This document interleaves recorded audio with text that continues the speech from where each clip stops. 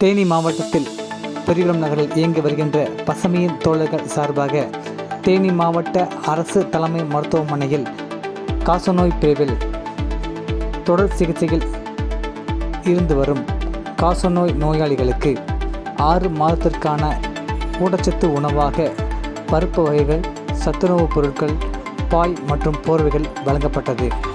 இந்த நிகழ்வை பசுமையின் தோழர்கள் ஏற்பாடு செய்து அங்குள்ள 5 நோயாளிகளை தத்தெடுத்து அவர்களுக்கான சரிவீத உணவினை தொடர்ந்து தருவதாக பசுமையின் தோழர்கள் கூறினர்.